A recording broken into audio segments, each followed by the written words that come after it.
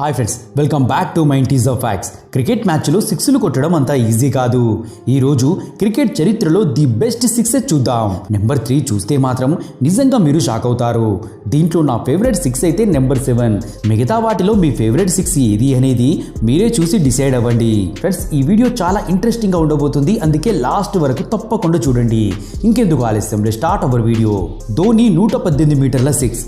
ఇండియాలో పెద్ద పెద్ద సిక్స్లు కొట్టే చాలా ప్లేయర్స్ ఉన్నారు.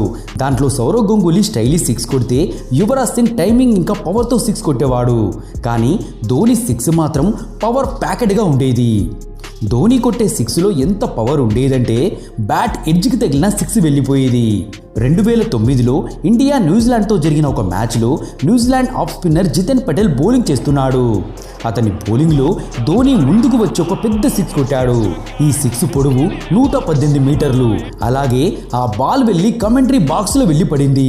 ముంబైలోని వాంఖేడే స్టేడియం పైనుండి ఎవ్వరూ 6 కొట్టలేరు అనేవాళ్ళు. కానీ ఎలాంటి అసాధ్యాన్నైనా సుసాధ్యం చేయడం అంటే అది ధోనినే కదా. సిక్సర్ కింగ్ గా పేరుగాంచిన యువరాజ్ సింగ్ పెద్ద పెద్ద 6లు కొట్టి గుర్తింపు తెచ్చుకున్నాడు. ఎడమ చేతితో ఆడే యువరాజ్ బ్యాట్ ఫ్లో చాలా అద్భుతంగా ఉండేది.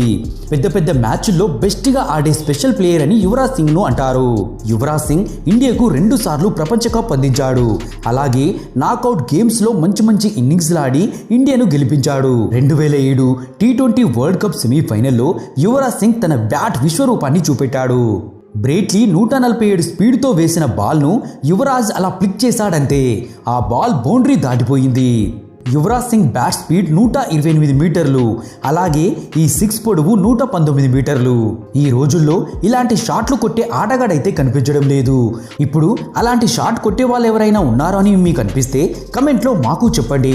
ఇప్పుడు గంగూలీ కొట్టిన 121 మీటర్ల 6 గురించి మాట్లాడుకుందాం. ప్రిన్స్ ఆఫ్ కోల్కతా, అదే సౌరవ్ గంగూలీ.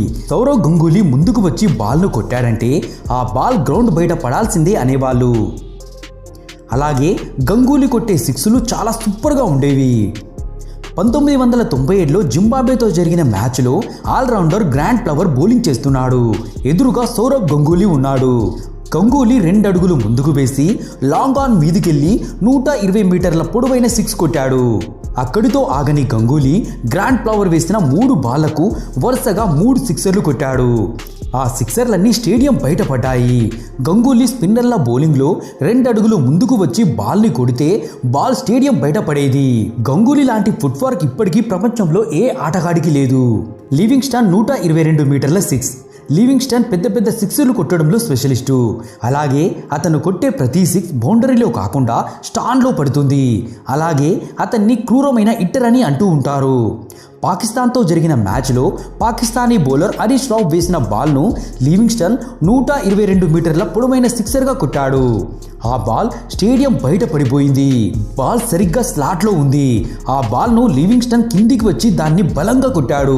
ఇంకేంటి, బాల్ స్టేడియం బయట పడిపోయింది. ఇప్పుడు జస్టిన్ క్యాంప్ కొట్టిన 127 మీటర్ల 6 గురించి మాట్లాడుకుందాం. జస్టిన్ క్యాంప్ బ్యాటింగ్ చేస్తున్నాడు. అతనికి ఎదురుగా న్యూజిలాండ్కు చెందిన dangerous bowler Shane Bond bowling చేస్తున్నాడు. ఆ టైంలో Shane Bond, Shoaib Akhtar, Brett Lee ఈ బౌలర్ల బౌలింగ్లో బ్యాటింగ్ చేయడం చాలా కష్టమయ్యేది. ఎందుకంటే ఈ ముగ్గురు బౌలర్లు 150 స్పీడ్తో బౌలింగ్ చేసేవాళ్ళు. ఒకసారి షేన్ బాండ్ వేసిన ఓవర్ పిచ్ బాల్ను జస్టిన్ క్యాంప్ ఎంత గట్టిగా కొట్టాడంటే బాల్ వెళ్ళి స్టేడియం బయటపడింది. 6 ఎంత పెద్దదంటే బాల్ వెళ్ళి చెట్ల మీద పడింది. అంపైర్లు కొత్త బాల్ తెప్పించి మళ్ళీ మ్యాచ్ కంటిన్యూ చేశారు. నెక్స్ట్ జాకాబోరం 130 మీటర్ల 6. క్రికెట్లో వన్ ఆఫ్ ద డేంజరస్ హిట్టర్లలో ఒకరైన జాకాబోరం బ్యాటింగ్ చేస్తున్నాడు. ఎదురుగా కొత్తగా వచ్చిన Australian bowler Michael clerk bowling చేస్తున్నాడు.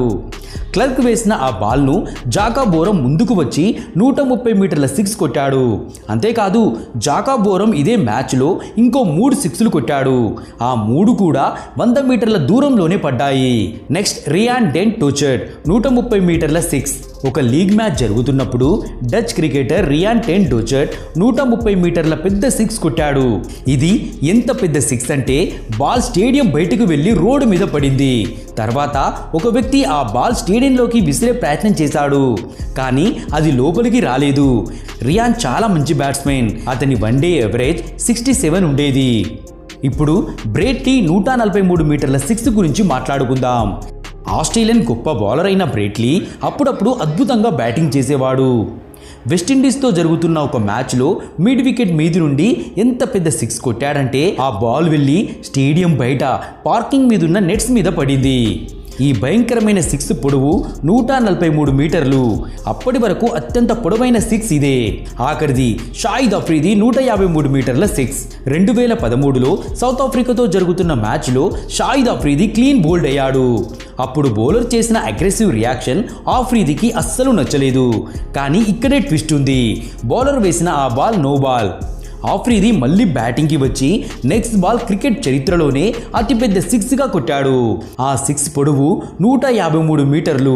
ఫ్రెండ్స్, ఇవి క్రికెట్ ప్రపంచంలోనే అద్భుతమైన కొన్ని సిక్స్లు. వీటిలో మీకు నచ్చిన సిక్స్ ఏంటో కింద కమెంట్ చేయండి. అలాగే ఈ వీడియో మీకు నచ్చినట్లయితే వీడియోకి లైక్ చేసి మా ఛానల్ సబ్స్క్రైబ్ చేసి పక్కనే ఉన్న బెల్ యాక్టివేట్ చేసుకోవడం మాత్రం మర్చిపోకండి. మళ్ళీ ఇంకో ఇంట్రెస్టింగ్ వీడియోలో